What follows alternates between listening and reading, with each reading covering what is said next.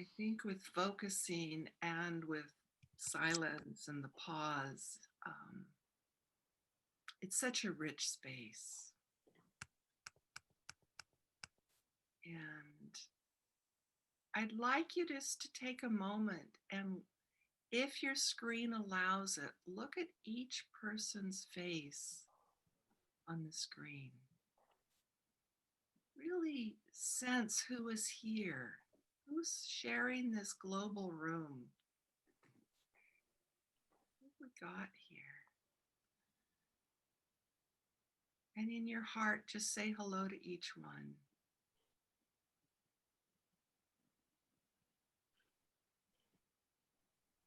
Yeah. Some hand waving, how lovely.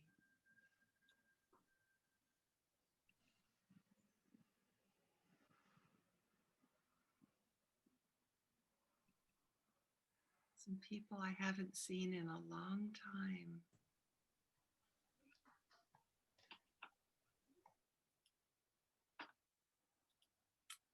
Yeah, so welcome.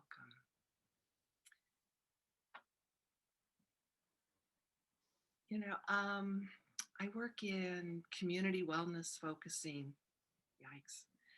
And I think self-care is community care. I don't know how well we support our communities if we don't support our own whole selves.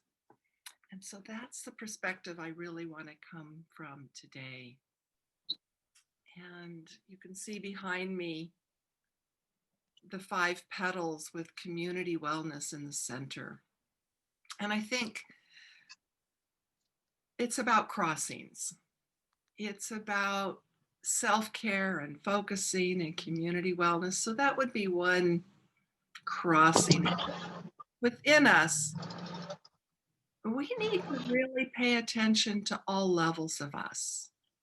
Our social wellness, and in this time of COVID, I think we have to really recognize the trauma that we face in the various lockdowns around the country and around the world. Can we see our loved ones? Can we go out? If we're people at risk health-wise, we're even more isolated. And what's that doing to our social connections? Because social is so critical. We are social beings. I know here in America and some parts of Europe, it's very individualistic. And most people on the planet are not individualistic. They are embedded in social connections and social community. And their identity is wrapped up very tightly in that social connection. So how does that sit in the way of self-care?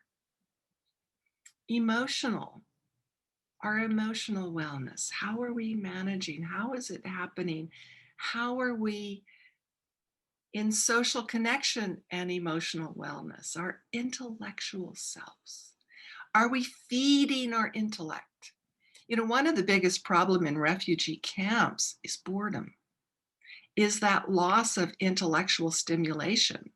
And I work with a lot of refugees, so we often talk about that when we're talking about wellness. The physical wellness, are we getting out? Are we walking?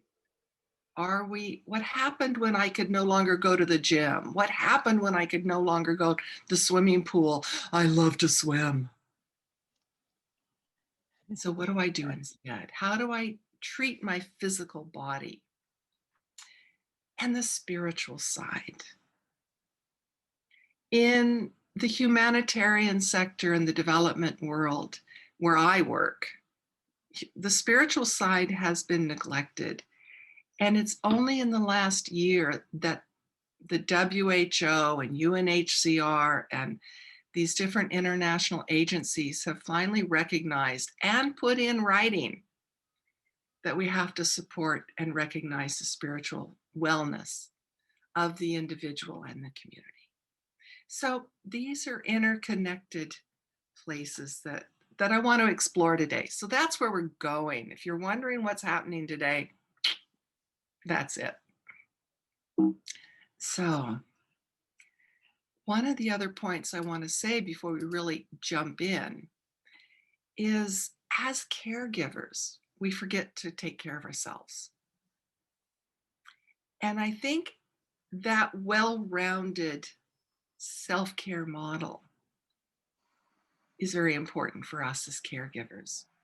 I know when I'm in the field working, I watch my colleagues in the aid community become very distressed. And of course, they turn to alcohol and drugs and sex and violence and depression. And they self medicate, and things can become as chaotic in the aid community as it is in the communities they're trying to help. So these have been really important to keep in mind in the types of work we do, whether it's at home caring for a loved one or out like I might be out in the field working in difficult situations. So how do we help others when we ourselves are in pain? And finally, before we jump off, this model, when I'm working in communities, it doesn't matter where I start. If I'm working with young people, young men, it might be that I want to start in the physical. Maybe they need a cricket match or a football game or something physical.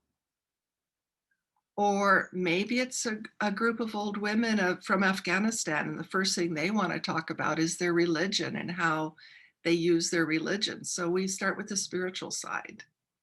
So it doesn't matter where we start, it matters that we start. So I guess I'd like to start maybe with the social side. And what I'd like to do is ask you to kind of sit back, and maybe I'll just lead you in a quiet question that you can maybe journal or something later. But maybe just sitting back and getting comfortable in your chair. Maybe taking a deep breath, open, opening your breathing, aware of that. Maybe even bringing your awareness down to your feet as they're resting, however they are. Sliding your awareness up your legs, sensing how your body's resting in that chair or however it is resting. Just slowing it down right now. However you do this. For some, it's body awareness. For some, it'll be breath. However you do it. Slowly bringing your awareness toward the center of your body. Coming into your heart space, if that's okay.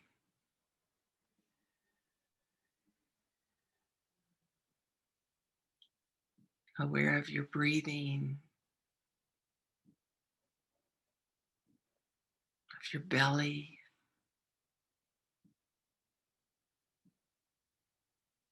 Taking a moment there.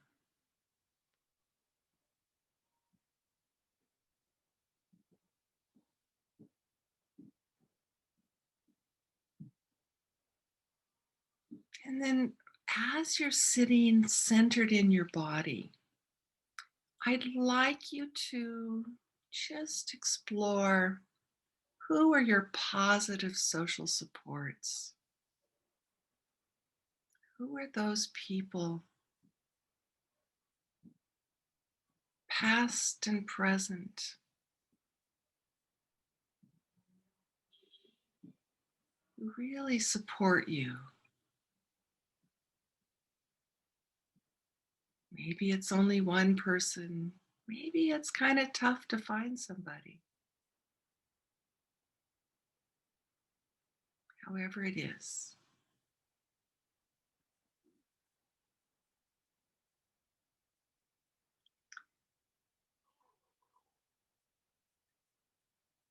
What would you say to this positive support person? Letting them know what they give you.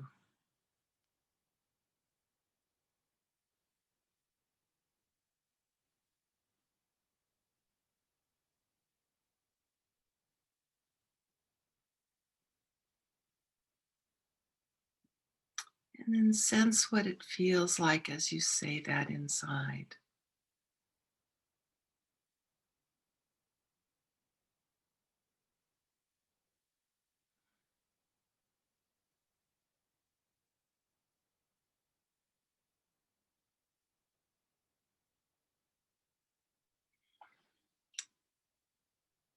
Be aware of where it is in your body that you feel this.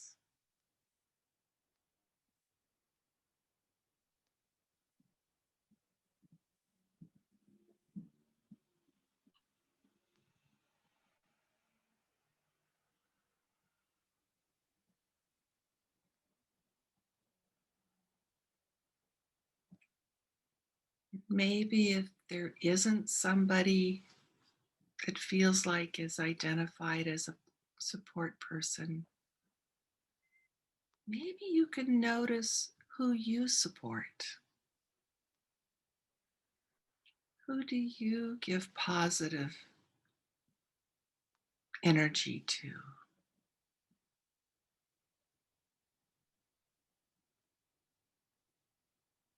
And sometimes it might feel like receiving positive energy on one place and passing it forward or onward to another, however that comes for you.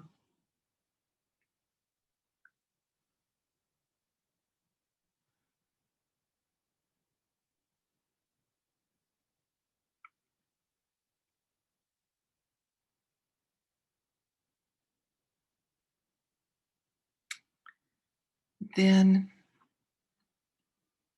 maybe if it feels right, you can invite whatever energy comes with this to come stay with you as you come back to the room, slowly bringing your awareness back to your breath, thanking whatever came, however it came.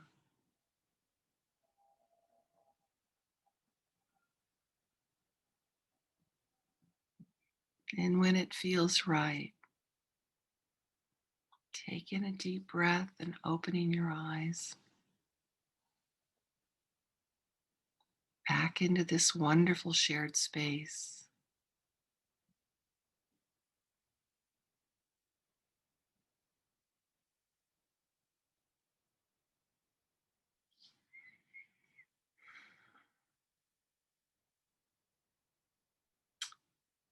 And if anybody would like to share, I would love to hear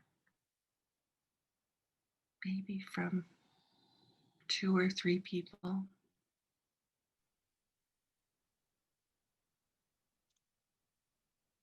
Yeah, Robert. Well, I was surprised how many people came to mind, Love. and it's kind of also a surprise that that's a surprise, because now that I look at the whole list that I made, it's not like people I talk with once in a while, but on an ongoing basis. Mm. And again, I'm still surprised to be surprised. Thank you.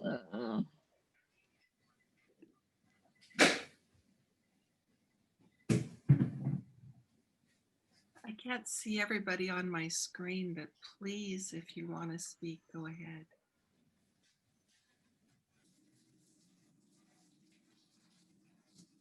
Just unmute yourself and speak.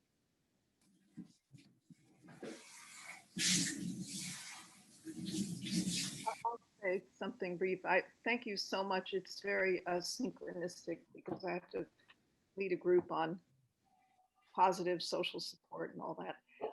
And I was thinking as I was going through the list, and this may be something pandemic-y that affects others, is that I have a lot of people that are sort of nebulously out there, but when it really comes down to it, some of the strongest supports are people I never see. They're not in this state or city, but we have something. And then when you asked us to see how, I think the turnaround of how can you give support, that made me feel better immediately, because I was starting to do the judging thing of, well, why, how come that person is such a whatever?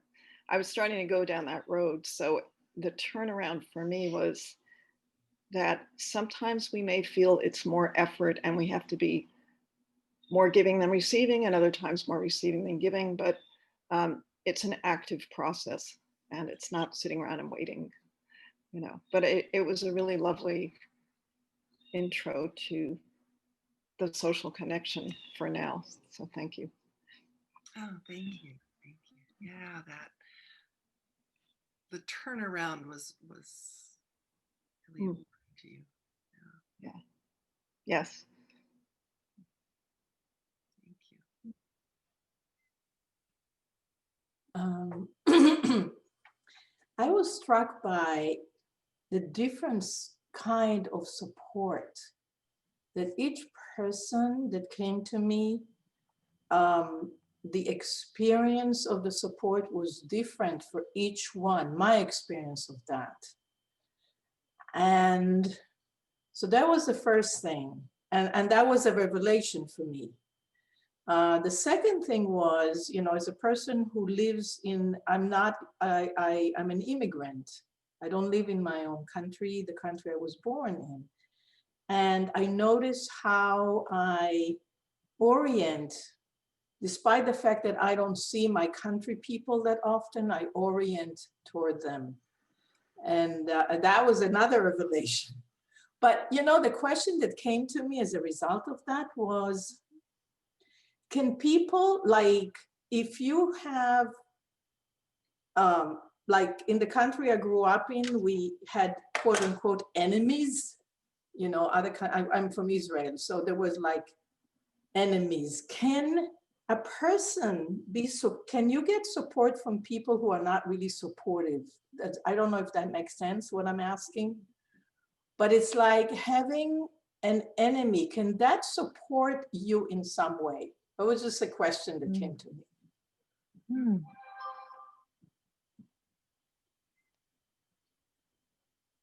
Interesting.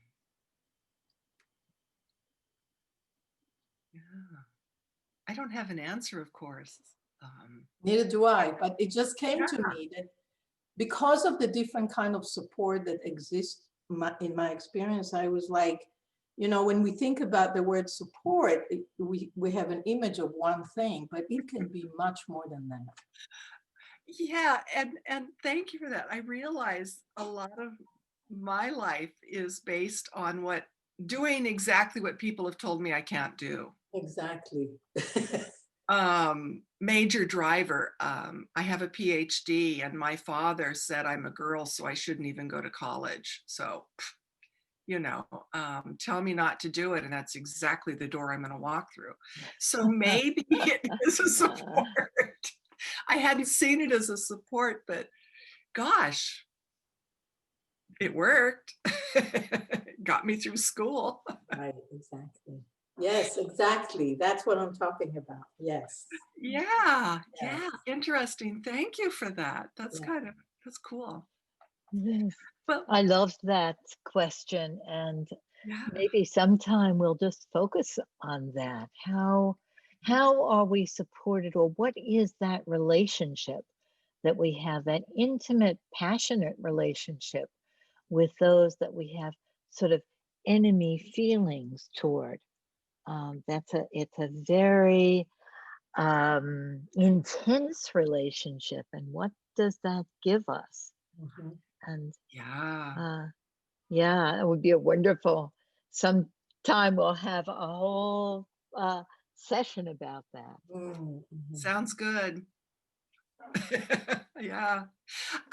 Just to sort of close out the little social bit, one of the things I will do, there's two things I might do at the end of this if I'm working in a group, especially people who aren't focusers, or who are not like community people.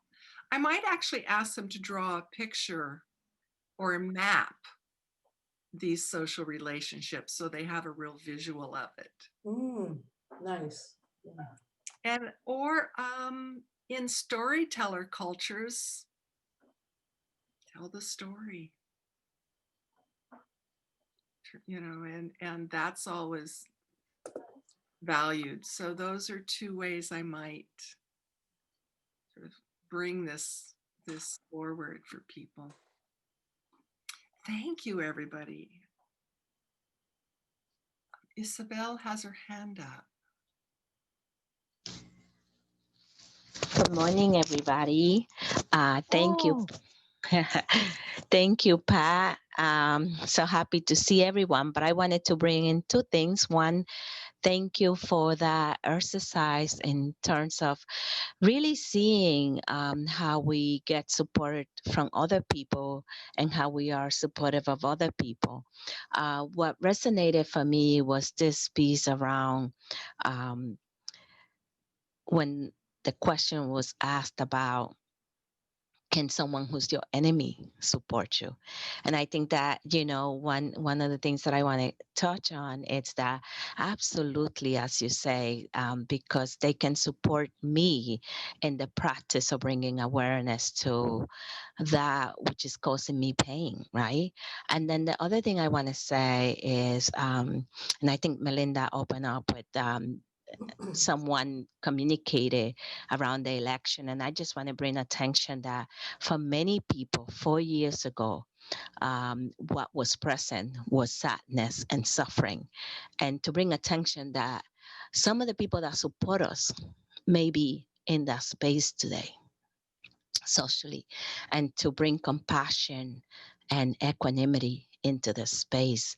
And just deep bows of gratitude to you, Pat, for bringing this clarity around community wellness and using the five supportive elements, and naming them, because sometimes we sort of like feel it, but we can't name it. And especially the piece about the intellectual piece. I think it's so important in this day and time for people to stay connected to that piece of ourselves, and that stimulation, because it seems like we are being bombarded with all this negative news and things like that, and finding places where we can really take refuge. Thank you so much. And I may have to leave sooner than later, but I am loving this, and deep bows of gratitude to everyone for creating such a beautiful space. it's so good to have you here, Isabel. So good. And Sonika put on the chat, and I have to read it. There's a quote that says, "Our doubters are like brakes in a car. The car can't go faster unless it has brakes." Cool. Yeah. Oh, that was such a wonderful question you brought up. Thank you. Okay, moving on. Physical. Oh, how do we bring focusing to physical? Oh my gosh. Here's an idea. So I'd like you to go back into your bodies. And I'm going to let you go there, however you do, to go to wherever you are with whatever is inside you place.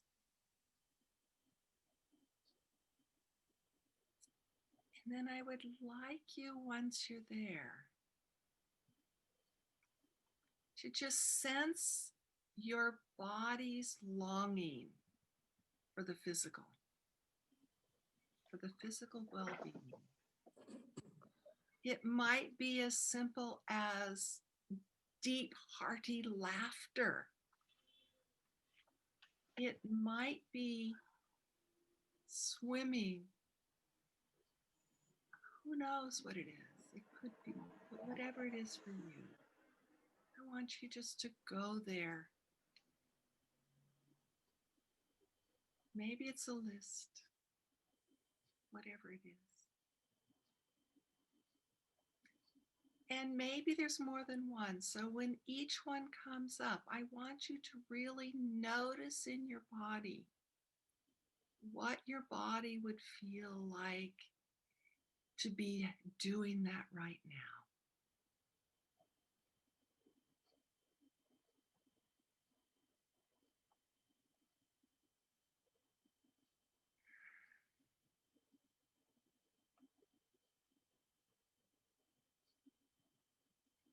And find a word or a phrase that captures that before you move on to the next one.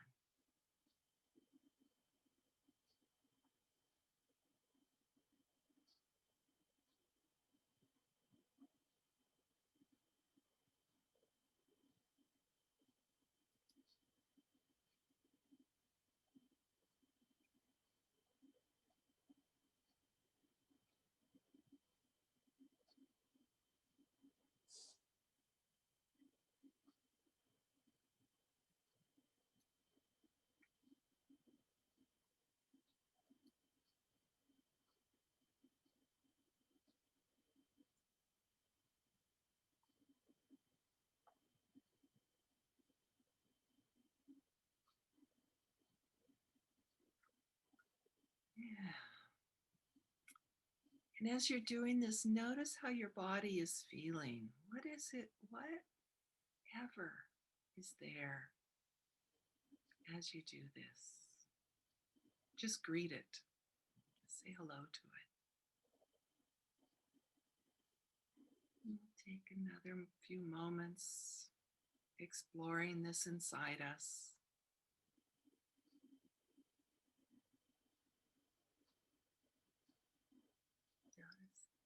Noticing and aware of our body feeling. And maybe even noticing that wanting that might be there, if there is one.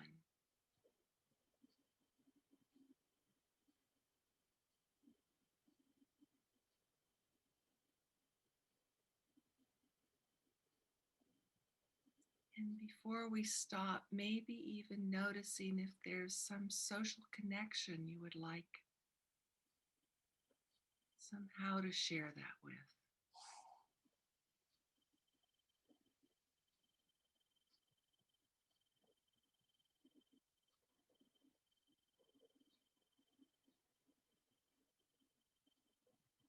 And whenever it feels right,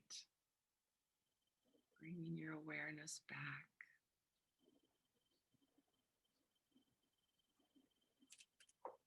Whatever you'd like to notice or share. When you're ready, take a breath and rise.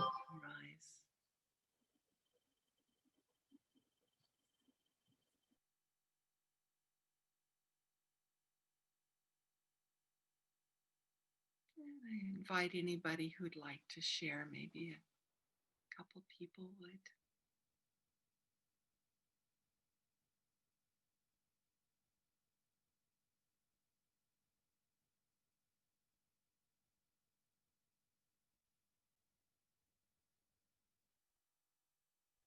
Well, I would say just to give my thinking a break and shift my attention to the body in itself is already amazing. And then it just feels good in the body to bring attention to it. Yeah, thank you. Yeah, giving the mind a break. Yeah. Would anybody else like to say anything? Maybe even what doesn't work.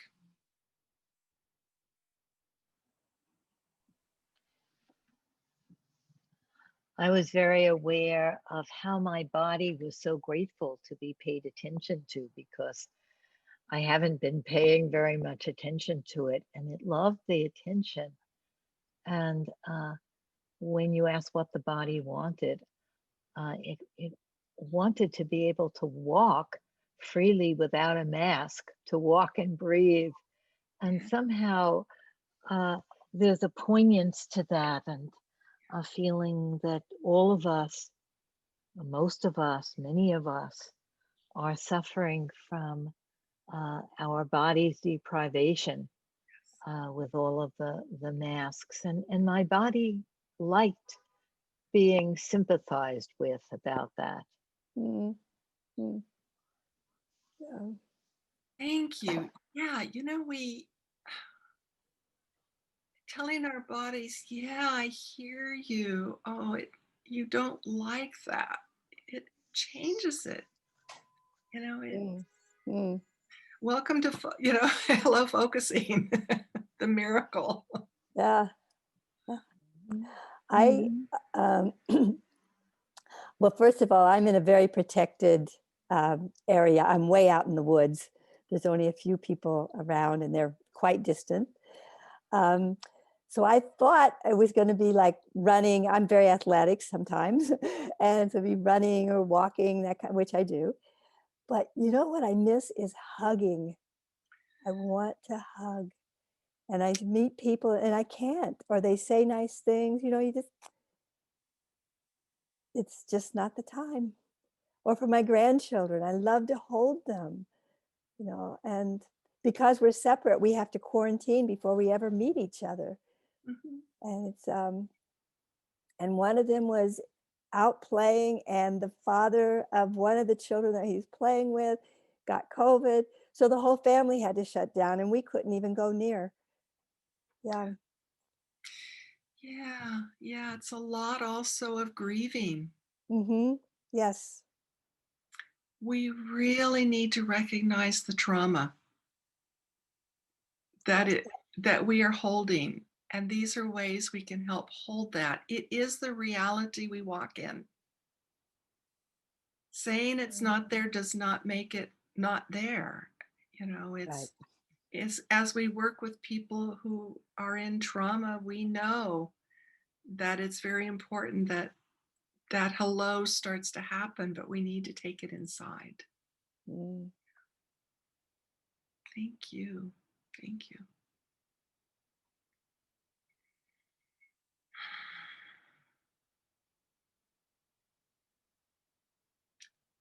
Nancy, are you talking and muted?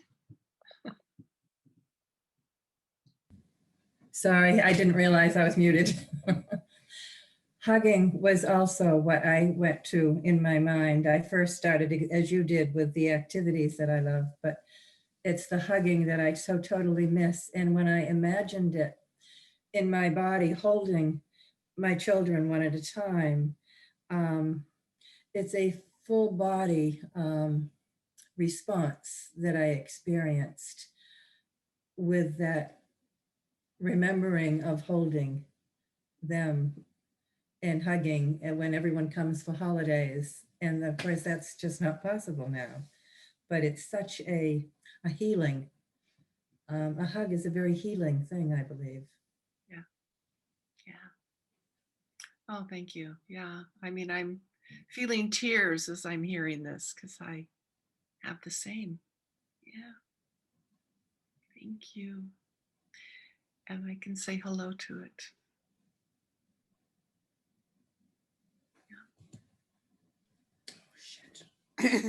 I saw myself dancing in the park without restraint.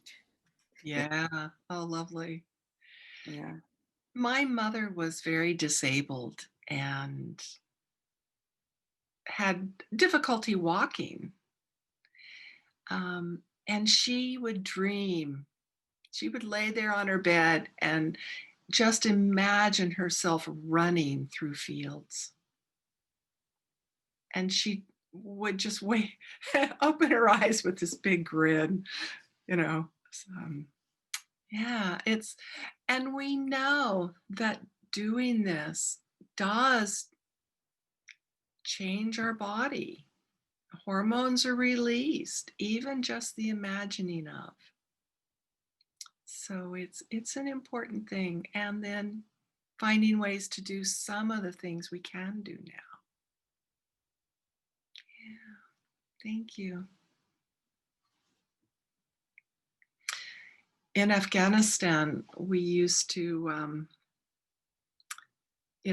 during the Taliban time, they were restricting music. Nobody could have music, and dancing was forbidden, and music was forbidden, and this was forbidden, and that was forbidden.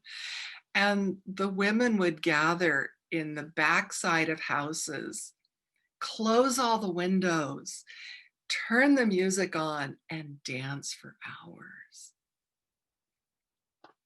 There is a spirit in people that if you tell them they can't do it, they're a lot like me. That's just what they're going to find a way to do. Yeah. I miss that joyous abandon of dancing in a group with a group of women. So yeah, thank you, everybody. So, can I say something? Please. Hi, I'm Beth. Thank you for coming today, Pat. And the place I am is sort of orienting to being Native, United States, born and raised, orienting to having moved 5 times before I was 8 years old. And that community always started with family and then extended to the people we felt touched by in this new community, wherever it was that we moved. And so there's like a deep kind of embedded learning that people, choice, and possibility are what I orient in and from and to. So when we first started and you said United States is very individualistic, I kind of like pushed back or like, whoa, because, I orient in a very community social beingness. And then there's this, I'm a real outdoorsy nature person. And so yesterday I was on a beautiful hike and there were people of all walks of life, some wearing masks, some not wearing masks, some with young children, some with elders, every nationality. I think I heard 7 different languages being spoken. And it was amazing to be in an outdoor space in the freedom of the United States, where we have free parks in every country. Open space land is every county, every state. Even New York City has protected their open space. And so there's, when I hear people, it's not possible or I have to, I just want to invite, is there choice? Is there possibility? Because I think that's where the community questioning, we need to question every time we say I have to or I should or it's not possible. Something inside of us also has to bring our curiosity to, is it possible? Can I choose? Oh, thank you. Thank you. Yeah. There's possibilities, and I think through our body felt sense, we can actually open ways toward that. Yeah, thank you. And I never have enough time to do everything I want to do, of course. And so the next point I want to move to is intellectual. I worked a lot of years in university development, mostly in Pakistan, but also somewhat in Africa. And lifelong learning is one of the keys for mental wellness. And so I really invite you to just take a moment. What is your heart yearning to learn about, to get more knowledge about?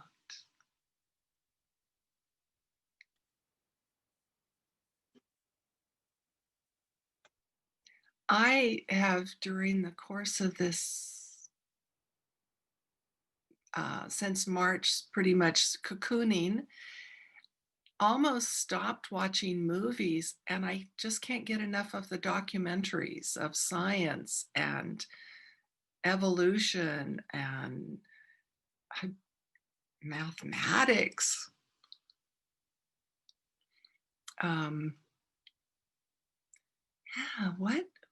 Maybe share a couple things. What does your heart want to learn?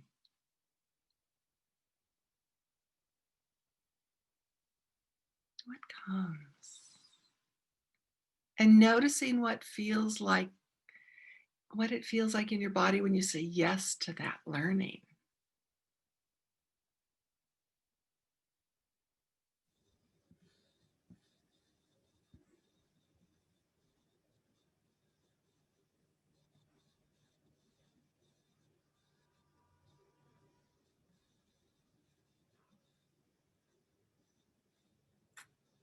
And when you're ready, maybe two people can share. So Pat, I have a question. So sometimes these overlap, right? So like, I'm going to get a puppy. I'm going to get a puppy next week. And so what I'm thinking is my heart wants to learn about everything about puppies. And so, but then that also intersects with like my emotional or other parts of my well-being. Right? Absolutely. Mm-hmm. Yay, Melinda. That's it. Absolutely. It all crosses. Mm-hmm. None of these are necessarily independent. And I think as we notice in our bodies how we are with these, then we really see the reality of that. Yeah, thank you.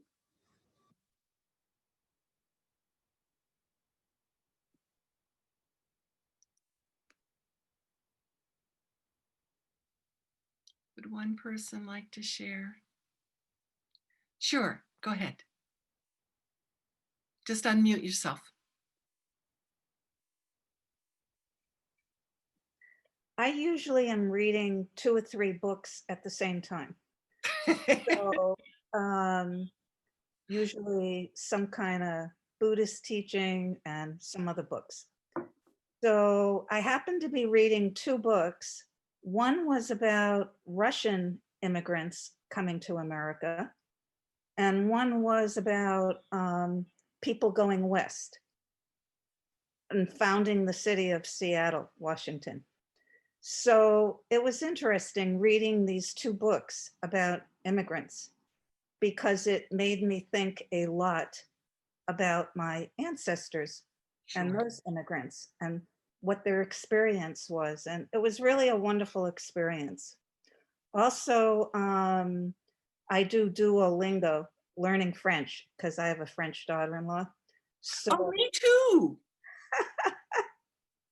So I like to do that. It's my other little stimulation there. But Cool. Yeah. It was fun reading about these 2 immigrant experiences, both of which are familiar in my ancestors. Thank you. Yeah, thank you. Great. I always say I speak 3 languages, but none of them well. And now I can say I'm learning to speak 4 languages and none of them well. So there you go. I want to really honor time, and I really want to do this next piece. And I want to do something around the spiritual, which is gratitude. I have found ways, I have learned from even the most destitute of refugees that they have something that they are grateful for. And I have seen how people are transformed when they shift into gratitude in their lives. One of the stories is I was in a workshop with Afghan women shortly after Taliban had left. There was a woman sitting in the room who never stopped crying in the 5 days of the workshop. And one of the wonderful facilitators invited her to the front and said, "My sister, why are you crying? Would you like to try something with me?" And we just used a simple, made a balance thing, you know, where you put weights on one side, you know. Anyway, we made it out of local materials, and they used beans, dry beans. My sister, what's wrong in your life? Why are you crying? And she said, "Oh, my life is so terrible." And she started, her account is she was 8 months pregnant and her husband divorced her in a society that meant she would have nowhere to go. Her family refused to take her in. She had 5 other children, 2 of which sold water on the street to people in transit as a way to help bring money. And as she told her story, our tears, all of us cried with her. And when she was done, nobody helped her come up with these. She was just sharing. And the facilitator said, "Is there anything else?" And she said, "Isn't that enough?" And the facilitator said, "Okay, well, what's good in your life?" And she said, "Haven't you been listening?" And the woman said, "Well, you're pregnant. How is the baby?" She says, "Oh, thanks God, the baby's fine. The doctor said the baby's fine." "Oh, so the baby's fine. Put a bean in on the good side and put another one in because you got to go to a doctor." "And how are your other children?" "Oh, they're all fine. God is kind." "Okay, put 5 more in." And how are you? And pretty soon the woman started coming up with her own. And my coworkers have given me this fabric for this dress I'm wearing. They're so kind. And I have a job. And you know, my husband was a drug addict and he's no longer here. And he used to beat us and he's not here anymore. And the money I earn is my money for my family. And she just shifted. Her face changed. And she never looked back.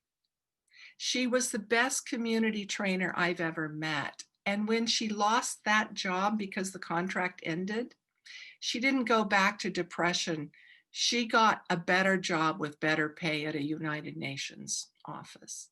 So gratitude transforms. So I'd like you to just think of something you're grateful for. Like one man in a refugee camp told me, he was grateful he had 2 pairs of shoes. So maybe it's big, maybe it's little, but think of something you're grateful for. And I'll let you do the head thing on this. And then when you're ready, I'd like you to really sit back and get comfortable. Close your eyes or look down. We don't need the screen right now. Taking a deep breath.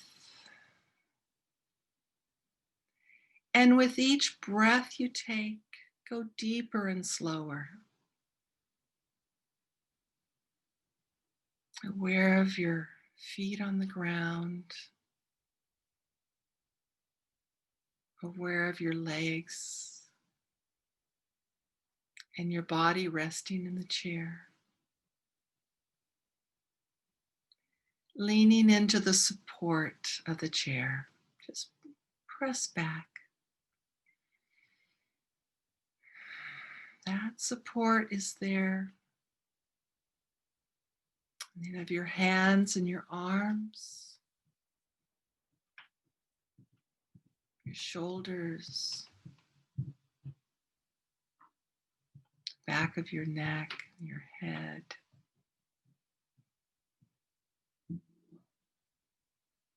Your face.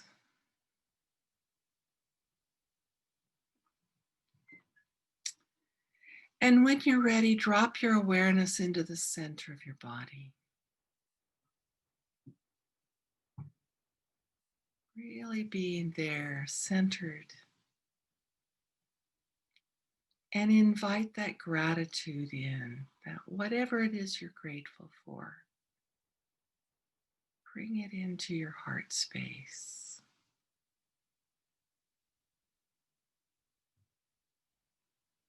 And as you're with this that you're grateful for, notice how your body holds it.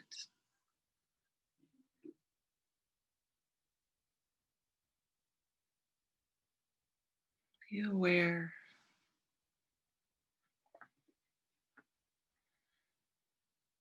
Maybe find a word or a phrase that fits how your body feels as you're holding this gratitude. Maybe putting your hand on that place.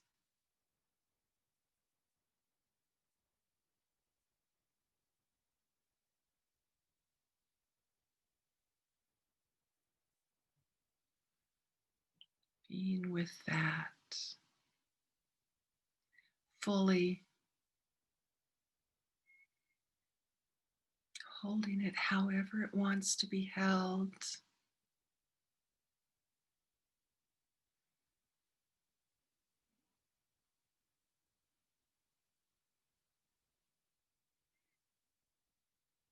Maybe even putting a marker there so that you can come back to it in the course of your day or your night. Should you want to just touch back in, it's easy to touch.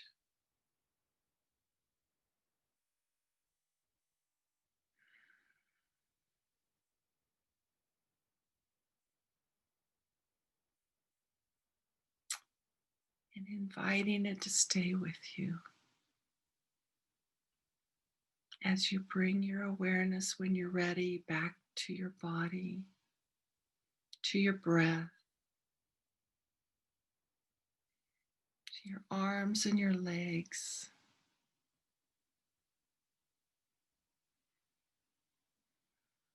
And the room around you and our shared space. When it feels right, taking a breath and opening your eyes.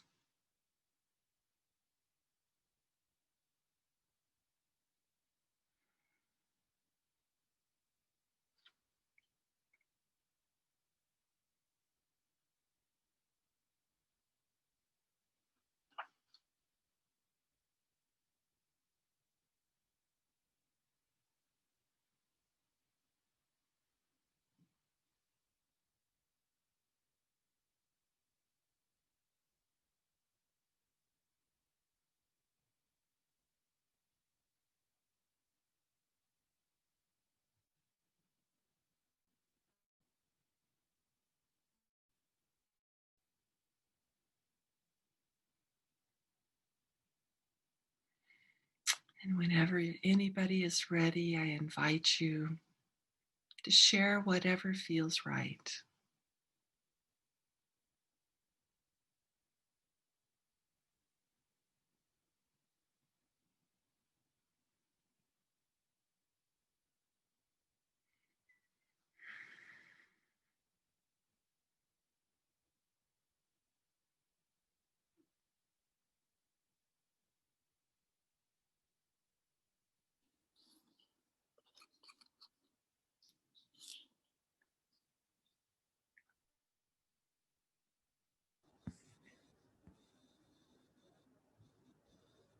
Just a gentle reminder for those who feel a little shy that if you haven't spoken, you're most welcome to.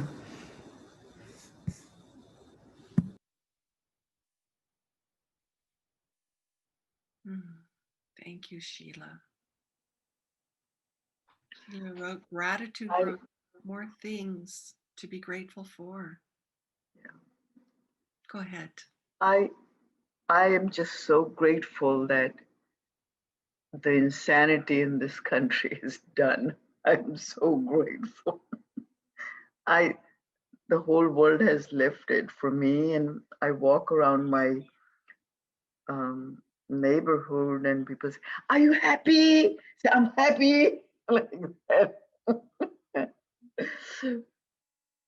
Just Yeah, hello to that. Hello to that gratitude. Yeah.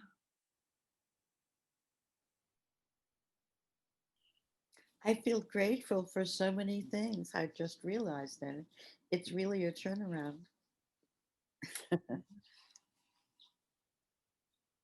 It's amazing, isn't it? Like to share this Please. tender and personal, and yeah, we'll see what happens through that, but I feel like acknowledging what I just experienced. And what I feel deeply grateful for is the immense generosity of my mother. uh, she's just so big-hearted and so selflessly generous, and has given so much and continues. And I was speaking to her this morning, and that conversation was just, yeah, doing a lot for me. And I realized that I have been in some ways longing for a motherly presence, which I have a particular definition of, because my mom is not very, she doesn't express affection in terms of hugs, and I can't go and snuggle up and sleep next to her or things like that. That's not what we do. And I miss that. But in missing that, I had discounted the huge motherly presence that she is in my life. And, Oh, thank you. Thank you so much. gratitude for what I already have and not been seeing. Thank you so much, Pat. Thank you.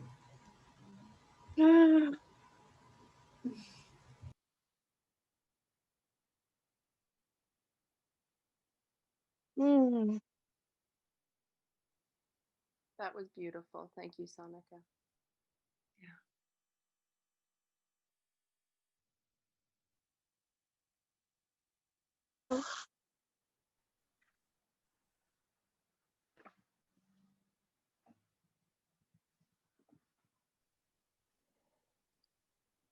Well, there's lots of things I'm grateful for, but I have to say, in the number of weeks now I've been able to work with people with focusing, and I have been and expressed even to my clients my gratitude for Gene Genlin, for him coming up with this method of his discovery of the felt sense and how to work with it. It's been astonishing in my life and in other people's lives. I'm so grateful. And to my other teachers, Ann Weiser, Cornell, and Mary Hendricks, amazing. And others too, but those particular ones. Yeah. Yeah. Yeah. It's an amazing process, isn't it? Yep. Thank you.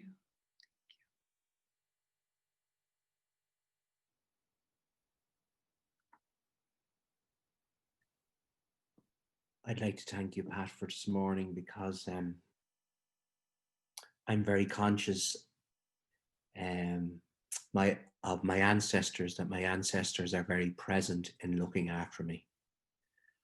And I often, at times of increased stress or difficulties, find butterflies around me. And one particular butterfly that always appears. And here we are in November, in the dampness and in the rain.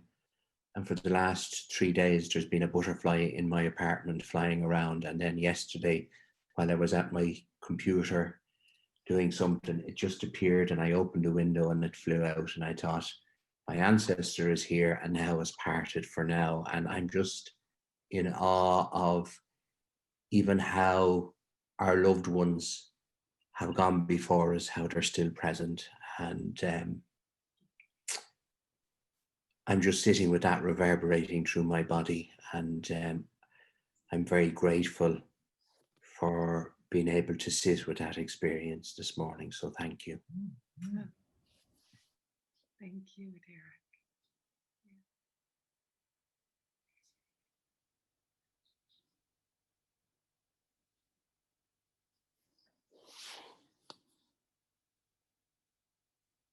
I wonder, will we be doing breakout rooms even for a short amount of time? I'm just wondering. I don't think there's time. Is there, Melinda? I don't think so, but I think that this is organic and this is unfolding the way it needs to unfold.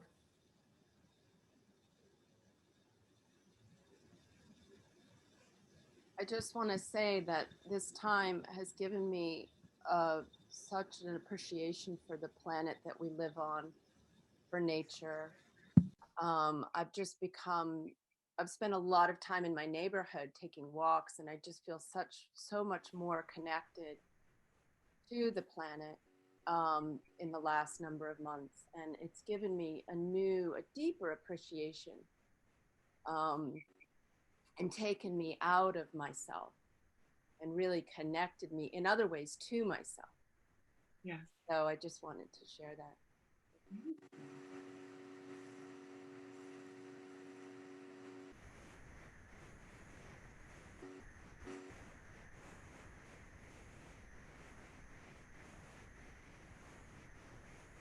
Giving some feedback sound. It's okay now. I feel so grateful for this group and for all of us coming together and for what you brought us, Pat. I just feel so much more spacious and grounded. And I feel the presence of this alternate reality, a reality of life being the sense of belonging and feeling guided by a bigger system, and the company of all of you, and the miracle of us coming together from so many places, and that we've held this together, since April, beginning of April, and all that's shared. It's just so beautiful, and I'm feeling very grateful for it.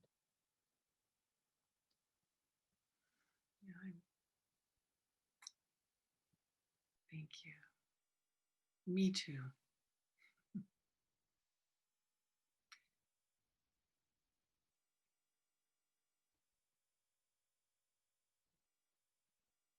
Well, with that, I am grateful for all of you. Thank you for exploring with me in this little journey today.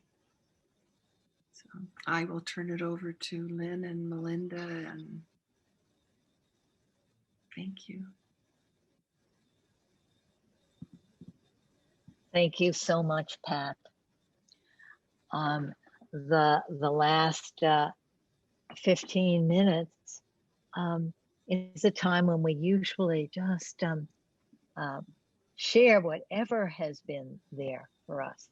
But maybe since we didn't have breakout rooms and we usually have a chance to sort of get up and go get a couple of tea or water as we're coming to our rooms, maybe we need to just stretch and sort of make that transition to a different kind of sharing.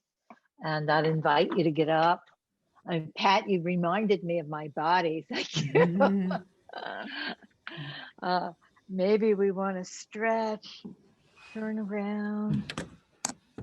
If anybody needs a drink of water or something like that.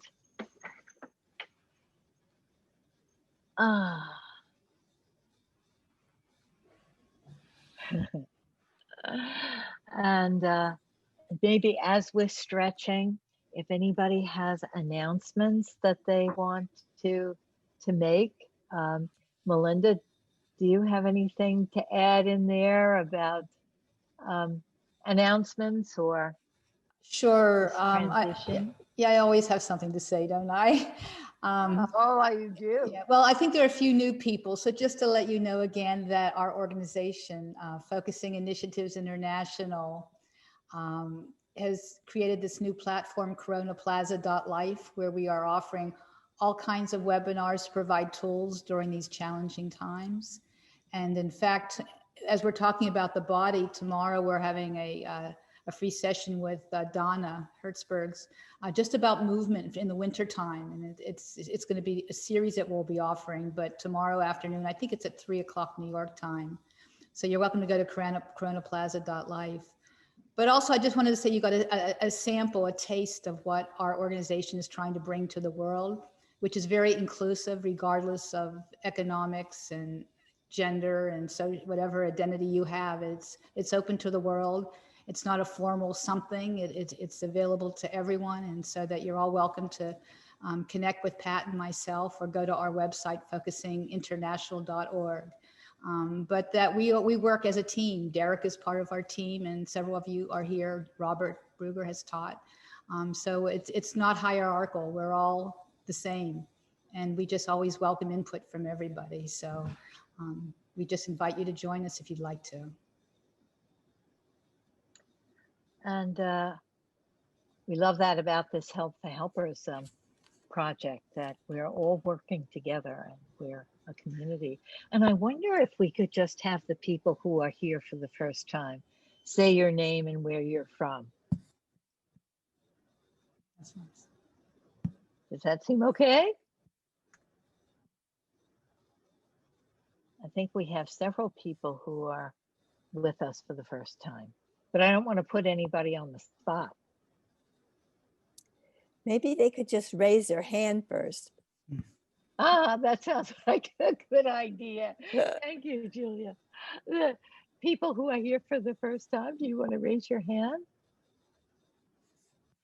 I see some hands. Welcome, welcome. And Christine has asked that people put their email addresses in the chat so that you make sure that you get a reminder of what we're doing. And the Zoom link is the same each time, but people seem to need that Zoom link, right, Christine? Each week. So please put your email addresses in the chat for us.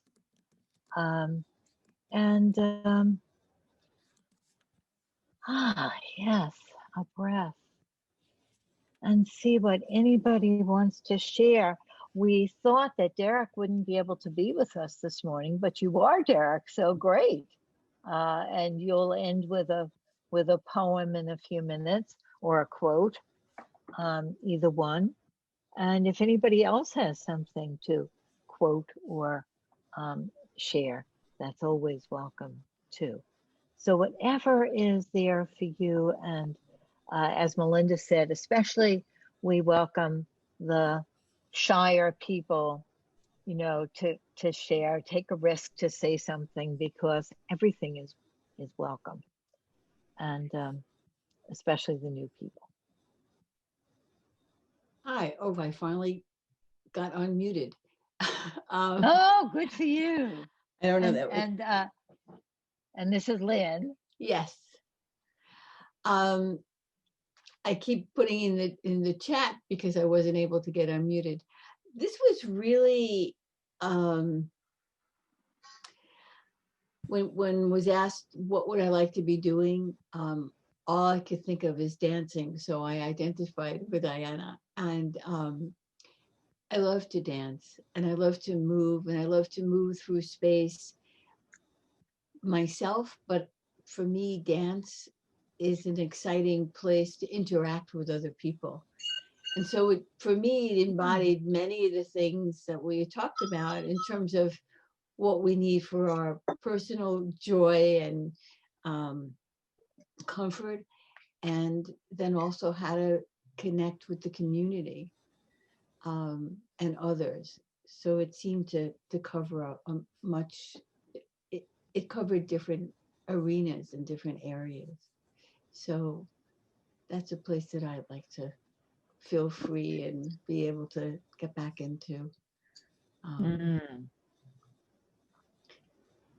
there's so many things that happened today. I mean, the butterflies was just an amazing, when Derek talked about the butterflies coming into space and knowing that they represented his ancestors. I thought that was, as usual, Derek is amazingly poetic on anything he says. But I think it gives us pause as to what are the things that we notice and sometimes don't always notice that come from not this moment, but from other places.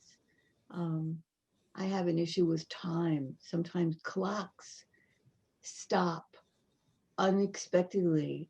And I feel that that's a connection with past and connections with other people. So I think because things have slowed down so much, I think we're having opportunities to pay attention to things that we may not have been attentive to in the same kind of way.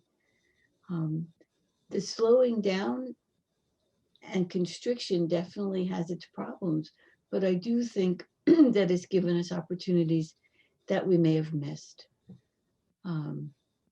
because we move so quickly and everything we expect to happen instantaneously. So those are my responses. I just Thank want to you. say something about the butterfly. I just read this morning that in the what's the name of the animal before it becomes a butterfly? Sorry, I've Moth. Yeah, thank you. In the moss, there are some cells that somehow in what I read are called imaginative cells. And those cells at first in the moss or the worm are refused, are not seen as cells that belongs, and but they continue generate and grow and grow, and so at some point in the body of the moss it's accepted, and then the moss transform in a butterfly. And it's a great metaphor, I think, for little part of communities like this one or other ones we may belong to that seem so small in their impact in the larger world. When we see, like, after our elections, that 70,000 million people what is that the number? 17,000 million people are thinking differently and voted differently. And that there is, somebody said this morning, this African American felt so much grief about there's so much work to be done, and can we do it, and we're so small and everything. And at first sometimes those imaginative cells that we are kind of pushed away or not accepted. And yes, it's possible. We can change the world with our little imaginative selves. I just wanted to share this that I read this morning. Thank you, Sophie. The butterfly. Yeah. Pat, I had a question. Yeah. You left out emotional.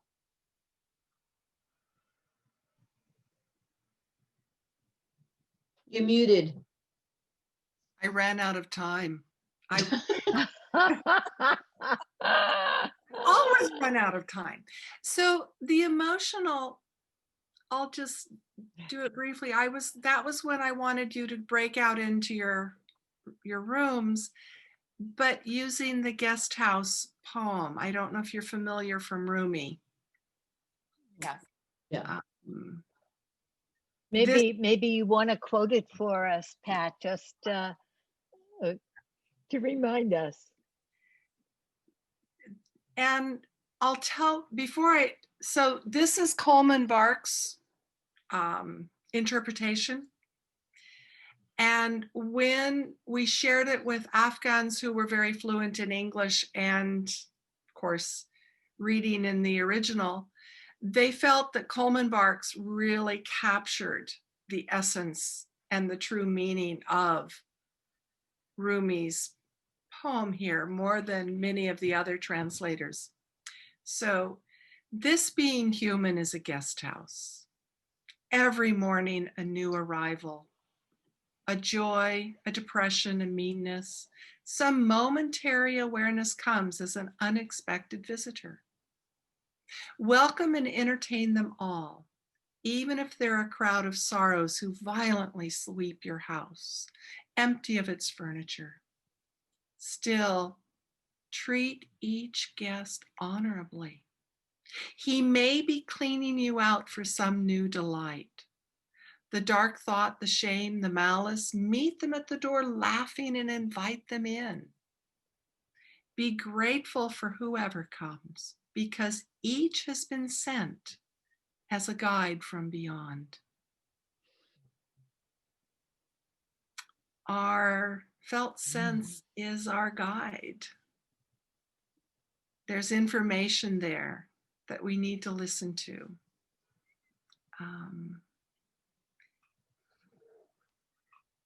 So reflecting on that, I think, is a wonderful way to approach emotions, not as the message, but as the messenger. So, had we had time. Thank you, Pat. I want to just reflect that in focusing style, to receive the emotions not as the message, but as the messenger. It's beautiful. And maybe you could put that version of the poem in the chat for us.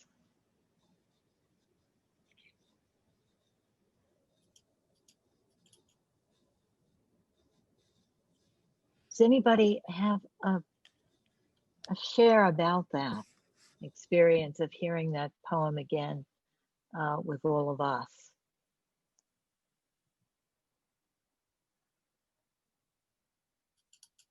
I just wanted to quickly say that Pat's introduction of the idea of gratitude, just all those emotions that come in as uninvited guests. Like for me, when I went into gratitude, when Pat introduced it, it just was a dramatic shift. So it reminded me just, wow, that's a part of me that's right there that I can always go to. And that's powerful, a powerful thought to me.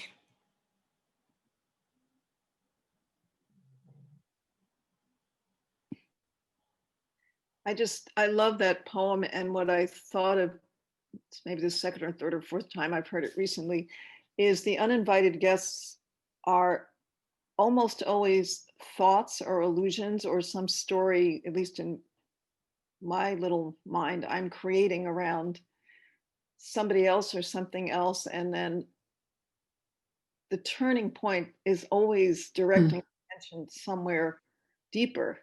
And the gratitude, and when we talked earlier about, Derek mentioned the butterflies, I really felt I reconnected with the gratitude of this weekend. And suddenly I was walking in the park and I saw this big red tree and I started talking to it. It was my father. You know, I'm looking around like making sure nobody thinks I'm weird. And I got out of the park and then there was the big roar of not simply joy, but relief. And that to me was some kind of form of gratitude, or the energy just shifted in a second. But it started with that sort of quiet space of, in this case, Sheila's staring at a bunch of trees in the park in her own little world. But the guests that come in are always, they're always from somewhere that's not real inside of me. And it takes a reminder. So focusing reminded me of that today. Thank you. Thank you. When I heard, oh, I'm One sorry, of the Pat. beauties of the guest house as a way of thinking about felt sense and emotions and all the different parts is one is never their own guest. So whatever is coming in you as a guest isn't you. It's something that you get to interact with, but it's not you. You're bigger. Yeah. Anyway, go ahead, Lynn. Sorry. When I heard this today, it struck me that this poem is a wonderful description of the focusing attitude.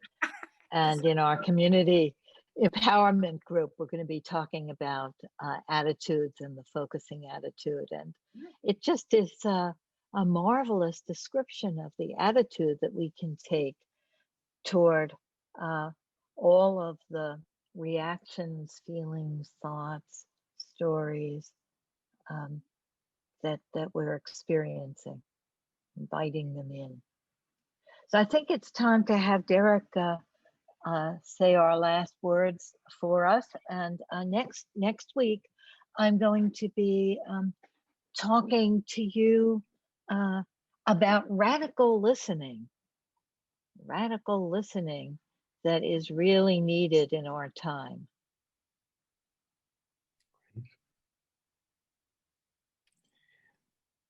Well, I came across, knowing that it was about self-care, I came across a poem written as 12 Steps to Self-Care, and the author is unknown. Really struck me during the week. If it feels wrong, don't do it. Say exactly what you mean. Don't be a people pleaser. Trust your instincts. Never speak bad about yourself. Never give up on your dreams. Don't be afraid to say no, and don't be afraid to say yes. Be kind to yourself. Let go of what you can't control. Stay away from drama and negativity. Above all, love.